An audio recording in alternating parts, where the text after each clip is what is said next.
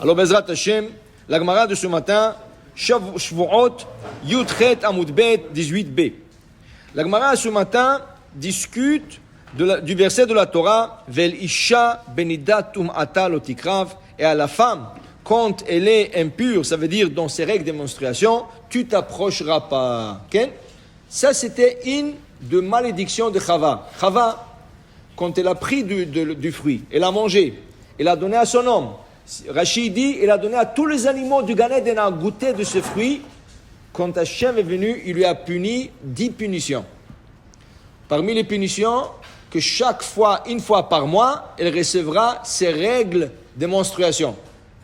Et la deuxième punition, il y a 10. Une des 10 punitions, c'est de porter le bébé pendant 9 mois.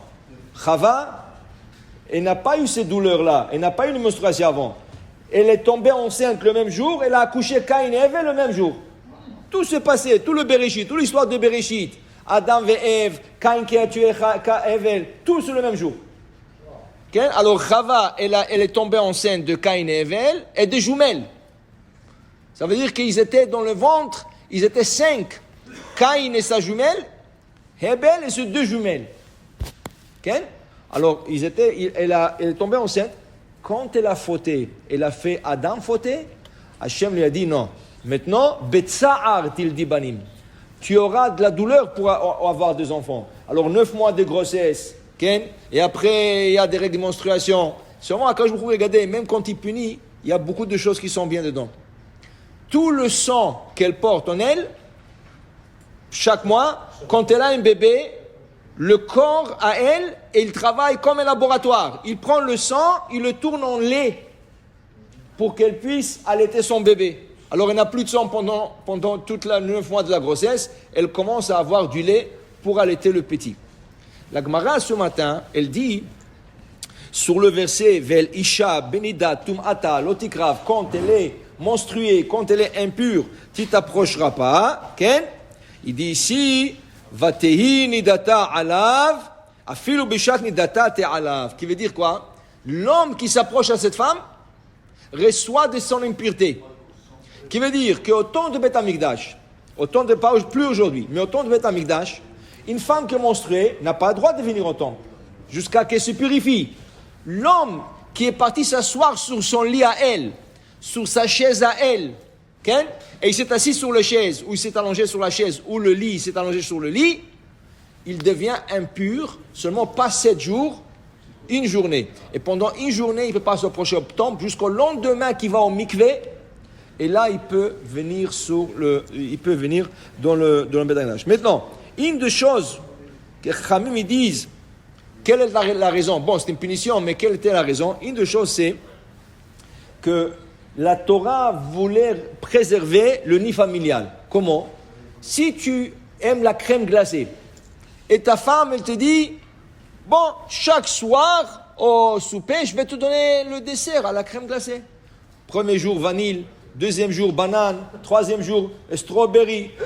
Quatrième jour, chocolat, strawberry. Chaque jour, elle te donne. À un certain point, tu ne veux plus de la crème glacée. Comment tu peux? Tu aimes, mais à un certain point, tu es dégoûté. La même chose. Si ta femme serait toujours permise, à un certain point, tu dis, ah, ça y est, c'est la même femme. Alors après des années, tu commences à regarder à gauche, à droite. Là, la Torah, qu'est-ce qu'elle a fait? Tu te maries avec ta femme chaque 2 semaines.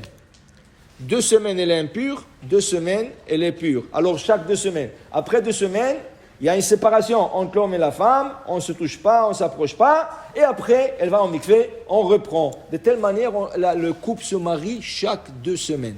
Tu comprends? Ça, c'est une des logiques de la chose. À part beaucoup de choses, Ken, à part beaucoup de choses qu'il y a dedans, l'eau de mikvé, c'est de l'eau de pluie. Ken, ça ne veut pas dire que le bassin où les femmes se trompent, c'est l'eau de pluie. C'est l'eau de pluie, ça veut dire qu'il y a un bassin avec que de l'eau de pluie qui est connecté au bassin là où ces femmes se trompent. Et ils disent l'eau de pluie, il a beaucoup de ségoulottes dedans. Il a beaucoup de choses, c'est pour ça que l'eau de pluie purifie. Il y a un pouvoir dans l'eau de pluie, même physiquement, c'est-à-dire même l'eau, elle contient beaucoup de choses qu'elle purifie la personne. Alors tout ça, la Gemara dit, tu t'approcheras pas, Ken, et l'otikrav. Et si il respecte cette loi, si la personne respecte cette loi, avian le banim reoim l'ora. Là, il aura des enfants qui sont capables de même montrer la halakha. C'est des enfants qui enseignent la Torah. Ça, c'est s'ils respectent ce type de loi. Alors, pour vous dire, la Torah ce matin est en train de dire que c'est l'obligation et de l'homme et de la femme. C'est pas rien que la femme, c'est aussi l'homme de se séparer pendant cette période pour que l'homme et la femme ne soient pas impurifiés pendant cette relation, que c'est interdit. C'est aussi une punition, selon la Torah, c'est karet. Oui, alors ça, il faut complètement, et il faut se respecter. Et la Torah dit, vit kadishtem, vitem kedoshim. Tu te sanctifies, on te sanctifie du ciel. Okay? Et ça, c'est quelque chose où la Torah nous donne la chance de se purifier et de se sanctifier. Baruch Adonai Le'olam. Amen ve Amen.